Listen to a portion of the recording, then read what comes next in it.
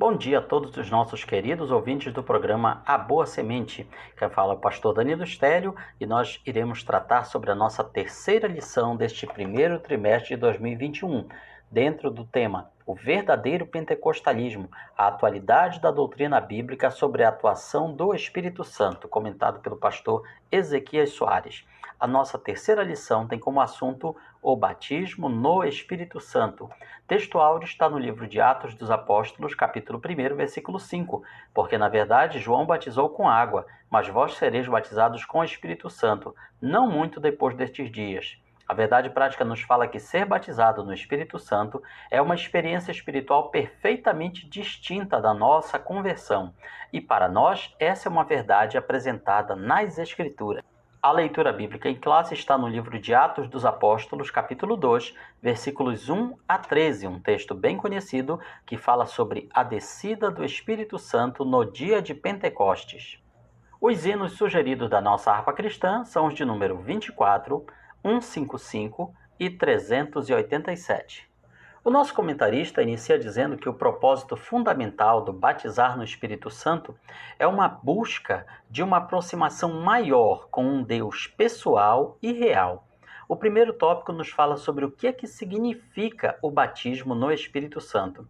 Aprendemos no Novo Testamento que salvação é uma coisa, batismo no Espírito Santo é outra. São duas bênçãos espirituais distintas, ou seja, diferentes uma da outra. Não é a mesma coisa. É por isso que o Espírito Santo ele é chamado também de segunda bênção, porque a primeira bênção é a salvação, que recebemos quando aceitamos a Cristo Jesus como nosso Senhor e Salvador. E a segunda bênção é o batismo no Espírito Santo. Veja que esta bênção já vem anunciada por João Batista, muito antes de Jesus começar o seu ministério. Quando começa o seu trabalho de levar o povo a se arrepender, e para isso ele batizava nas águas como sinal de arrependimento. Veja que naquele momento João Batista anuncia que Jesus seria o responsável por batizar no Espírito Santo. Ele deixa bem claro, eu batizo vocês em água para se arrependerem, como sinal de estão arrependidos. Mas depois de mim vem alguém maior do que eu, mais poderoso do que eu, e ele vos batizará com o Espírito Santo e com fogo. Então, nesse sentido, ser batizado no Espírito Santo é identificado como receber poder do alto, é receber a promessa do Pai, que, conforme as palavras do próprio Jesus em Lucas capítulo 24, versículo 49. Quando Jesus ressuscita e volta para o Pai, ele deixa a instrução para os seus discípulos que não fossem para outros lugares, mas ficassem em Jerusalém. Está lá em Atos capítulo 1, versículos 4 e 5, até que eles recebessem o poder de Deus ali naquele local. Algumas Bíblias aparece a tradução até que vocês recebam a virtude. E essa palavra ela não expressa tudo o que significa. Ali a palavra grega usada é dunamis, ou seja, poder, força. De dunamis vem palavras do nosso idioma como dinamite, dínamo, palavras que traduzem um poder muito grande, um poder superior àquele que está recebendo. Portanto, o poder do Espírito Santo é como se fosse um dínamo espiritual, um motor de energia espiritual na vida da pessoa. O poder do Espírito Santo, o batismo com o Espírito Santo, é como se fosse uma dinamite espiritual. A dinamite é um material que ele serve para derrubar montanhas, derrubar obstáculos, destruir aquilo que está impedindo que nós prossigamos. Então, nesse sentido, o poder do Espírito Santo, ele visa nos ajudar a remover as pedras, os obstáculos, as montanhas que vão surgindo na trajetória do cristão. Também é necessário mencionar, conforme destaca aqui o nosso comentário, a expressão cheios do Espírito Santo, que aparece várias vezes no livro de Atos dos Apóstolos. Em Atos 2, o encher do Espírito Santo precede o batismo, antecede logo que imediatamente. Todos foram cheios do Espírito Santo e começaram a falar em outras línguas. Em outros textos do livro de Atos dos Apóstolos, a expressão cheio do Espírito Santo já não tem a ver com o batismo, mas com uma vida plena, cheia, no fervor do Espírito. Então nós aprendemos no Novo Testamento que quem nasceu de novo, Quem recebeu a Cristo como seu Senhor e Salvador tem o Espírito Santo. Está lá em João capítulo 3, versículos 5 a 8. O Espírito habita em todos os crentes em Jesus, sejam eles pentecostais ou não. Quem não tem o Espírito Santo não é cristão. Mas isso é a mesma coisa que ser batizado com o Espírito Santo? Não, não é. Em João capítulo 20, por exemplo, Jesus sopra sobre os discípulos e disse: recebam o Espírito Santo. Ora, eles já não tinham o Espírito Santo nas suas vidas? Que recebimento é esse? Então vemos que é algo maior, superior ao que eles já tinham. Eles já tinham realmente o Espírito Santo em sua vida, mas ainda não tinham sido batizados com o Espírito Santo. Eles não tinham sido ainda revestidos do poder. E aí nós vemos que são coisas diferentes. A salvação, ou seja, a conversão, e o revestimento de poder. Assim, lembra o nosso comentário que ser batizado no Espírito Santo inicia o crente no serviço cristão, e não na salvação. Ser revestido do poder do alto diz respeito à capacitação dos crentes em Jesus para expandir o Evangelho, para edificar espiritualmente a si mesmos e aos outros. É uma experiência que acontece após a conversão, a regeneração. Também pode acontecer no mesmo instante da regeneração, como nós vemos em Atos 9 e Atos 10. Ali, quando os familiares de Cornélio, do centurião Cornélio, ainda estavam ouvindo a pregação do Evangelho através do apóstolo Pedro, o Espírito Santo caiu sobre a vida deles e eles foram batizados. Veja que eles nem tiveram como levantar as mãos e dizer: olha, eu quero aceitar Jesus. Também não teve tempo de batizar nas águas. E o Espírito Santo já veio de uma forma tão impactante sobre aquelas vidas, porque em seus corações eles já tinham aceitado a Cristo. Ouvindo aquela pregação de Pedro, eles já estavam regenerados. Então o campo estava aberto para eles serem batizados com o Espírito Santo. E aí você lê o resto do capítulo 10 de Atos e vê que eles foram batizados em águas depois que foram batizados com o Espírito Santo. Que interessante. Aí fica outra questão. Será que isso foi só apenas para aquela época? Existe a teologia cessacionista, que entende que esse dom do Espírito Santo de falar em línguas foi só para aquela época apostólica, para, digamos assim, dar o impulso inicial à pregação do Evangelho. Mas quando nós lemos em Atos 2, 38 e 39, nós lemos as palavras do apóstolo Pedro, inspirado por Deus, que esta promessa é para todos, em todas as épocas, a todos quanto Deus nosso Senhor chamar. Então não era restrito àquela geração. Em nosso segundo tópico, nós lemos sobre o propósito do batismo no Espírito Santo. A finalidade é capacitar o crente para o serviço divino, para uma vida santa, para um serviço eficaz. Outra finalidade, a pureza ou santificação, representado pelo fogo, que é um dos símbolos do Espírito Santo. O fogo é um dos elementos usado para purificar aquilo que está impuro. Também significa o revestimento pleno do poder de Deus. É uma capacitação sobrenatural que vem sobre a vida da pessoa, para que ela, a partir dali, ela proclame o Evangelho com mais eficácia.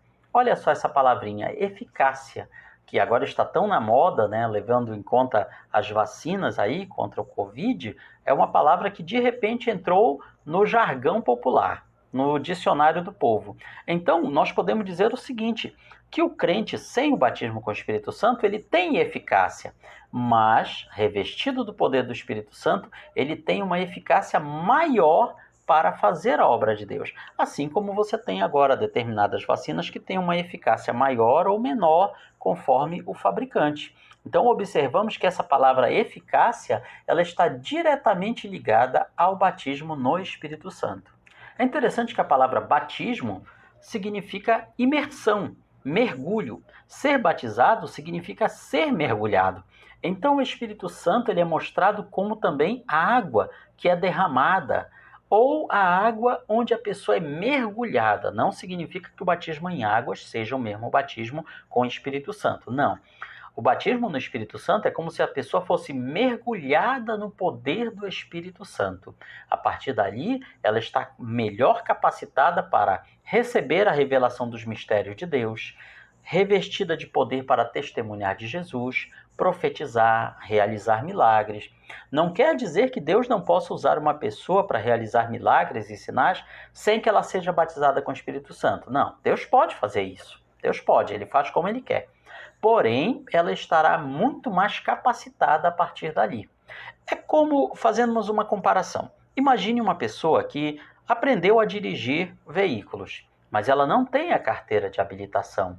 Então, por mais que ela seja um ótimo motorista, um ótimo condutor, ela sempre vai estar sem total eficácia, porque ela não tem o documento que lhe habilita. Então, a partir do momento que ela tem esse documento, ela está mais capacitada para ser um motorista, para ser um condutor. Portanto, o batismo com o Espírito Santo é como se fosse essa habilitação que Deus nos concede para nós fazermos melhor o seu trabalho. Uma necessidade real e atual. O Espírito Santo veio no dia de Pentecostes porque os discípulos precisavam de poder. Eles não tinham dinheiro, eles não tinham grandes templos, eles não tinham apoio do governo, eles não tinham nada, humanamente falando, nada. Eles tinham tudo para dar errado ao proclamar o Evangelho.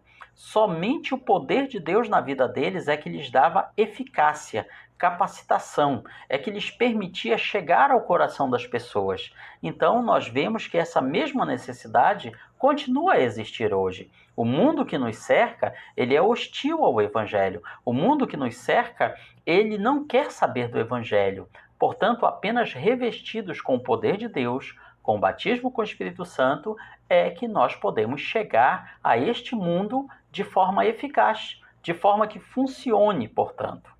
O terceiro tópico fala sobre o recebimento e a evidência do batismo no Espírito Santo. Nem todos os crentes em Jesus são batizados. É isso que é importante destacar. Significa que esses crentes são mais inferiores aos outros? Não. Significa que eles não estão salvos? Não. Significa que Deus não pode usá-los poderosamente para fazer a sua obra? Não, não significa isso não. Tudo isso pode ser verdade. Porém, qual é o sinal que a pessoa é batizada com o Espírito Santo? A nossa declaração de fé das Assembleias de Deus diz o seguinte: a evidência inicial é as línguas, a glossolalia. Línguas que podem ser humanas ou podem ser ininteligíveis, línguas estranhas, línguas desconhecidas. Embora também haja relatos de pessoas que foram batizadas com o Espírito Santo e falaram tanto em línguas celestiais, digamos, línguas que não são aqui desta terra, quanto também em línguas humanas, idiomas conhecidos. As línguas aparecem todas as vezes que o batismo com o Espírito Santo acontecia. Atos 2, Atos 10, Atos 19, todos ali são relatos de pessoas batizadas com o Espírito Santo e sempre as línguas estão presentes. Agora, um ponto interessante é que em Atos 2, a palavra usada para línguas é dialectos, que significa o que o próprio nome já está dizendo, um dialeto, um idioma aqui da terra. Porém, lá em Atos 10, Atos 19, 1 Coríntios, também quando Paulo trata da questão do dom de línguas, a palavra já muda, já não aparece dialectos, ali aparece glosa. Glosa quer dizer as línguas que são faladas por um grupo e não são faladas por nenhum outro. Ou seja, uma língua desconhecida dos outros, mas conhecida apenas daquele grupo ali. Isso é uma pista muito importante que nem sempre o batismo com o Espírito Santo será sinalizado por línguas humanas, porque hoje em dia tem gente batendo nessa tecla. Não, para ser batizado com o Espírito Santo, não pode ser essas línguas desconhecidas, essas línguas estranhas, tem que ser línguas aqui da terra. Não, a palavra de Deus até mesmo usa palavras gregas diferentes. Na nossa língua portuguesa é a mesma coisa, mas no grego não é. Bom, e quanto ao dom de línguas? Até agora nós falamos das línguas como sinal que a pessoa foi batizada com o Espírito Santo. E as línguas mencionadas nos capítulos 12, 13 e 14 de Coríntios, é a mesma coisa? Não. Ali estão representando línguas como dom espiritual, como um dos 9 dons do Espírito Santo. São línguas associadas à oração pessoal. Veja, portanto, que essas línguas associadas à oração, à edificação, à pessoal, individual, elas não precisam de intérprete necessariamente. As línguas em Atos representam o início do poder profético, é um sinal de que a pessoa foi batizada com o Espírito Santo. Já nas cartas de Paulo, as línguas são importantes, pois os descrevem como língua do Espírito, através das quais nós conversamos com Deus em mistério. Aliás, se fossem sempre línguas humanas, conhecidas, que a gente falasse pelo poder do Espírito Santo, ficaria sem sentido esse texto de 1 Coríntios em que é dito que a pessoa, pelo Espírito, fala em mistérios com Deus e ninguém o entende. Ora, se fosse uma língua aqui da terra, alguém certamente entenderia. Portanto, esse dom é muito útil para a oração, para as devoções pessoais, para o desenvolvimento de nossa sensibilidade ao Espírito. Veja então que existe uma diferença entre línguas como sinal do batismo e línguas como dom espiritual. E por fim, temos aqui a atualidade das línguas. A promessa de ser batizado no Espírito Santo é para toda a igreja, para todos os crentes, em todas as épocas e lugares. Ou seja, todos podem ser batizados com o Espírito Santo. Precisam querer e buscar. Aquele que não quer ser batizado, não vai ser batizado, porque Deus não força ninguém a servi-lo, mas estão perdendo uma gloriosa experiência espiritual. Conclui o nosso comentarista que ser batizado no Espírito Santo é uma experiência diferente, distinta da conversão. Essa experiência capacita o crente para testemunhar de Jesus, para ter uma vida cristã abundante e vitoriosa.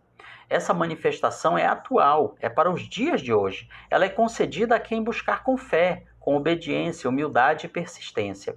Algumas pessoas perguntam, e por que existem tão poucos relatos de batismo com o Espírito Santo ao longo da história do cristianismo? Bom, uma explicação sobre isso é dada pelo pastor Emílio Conde, o apóstolo da imprensa pentecostal, já de saudosa memória, faleceu em 1971, e que registrou no livro O Testemunho dos Séculos as origens e avanço do pentecostalismo. Então, ele dá alguns motivos pelos quais haja tão poucos registros históricos de manifestações dos dons espirituais. Simplesmente é que os historiadores, as pessoas que deixaram registrado o avanço do cristianismo durante os 20 séculos, eram, na sua maioria, ou quase totalidade, cessacionistas. Então, eles não registraram simplesmente porque, para eles, aquilo lá não era um dom, não era um sinal. Além disso, depois do terceiro século, até o período da Reforma Protestante, a Igreja Católica Romana lançou a cristandade numa profunda era de trevas espirituais. Ou seja, as pessoas não sabiam que podia ser batizado com o Espírito Santo, porque elas não tinham acesso à Bíblia, elas não tinham acesso a essa doutrina. Porém, mesmo assim, nós temos 6 registros históricos citados nessa obra O Testemunho dos Séculos, sobre pessoas que falaram em línguas estranhas em diversas épocas da história do cristianismo. Agora, claro que com o movimento pentecostal, a partir de 1901, é que nós vemos este fogo se expandir para toda a nossa atualidade. E assim continuará até Jesus voltar. Então, esse é um breve resumo da nossa lição e amanhã na sua escola dominical você vai aprender muito mais. Visite a nossa página na internet, palavravivaefiel.blogspot.com, e pode baixar gratuitamente a sua revista da Escola Dominical Jovens, Adultos, CPAD, Belém do Pará, para você ser edificado na sua vida. Deus abençoe e tenha uma semana de paz e de bênçãos na presença do Senhor.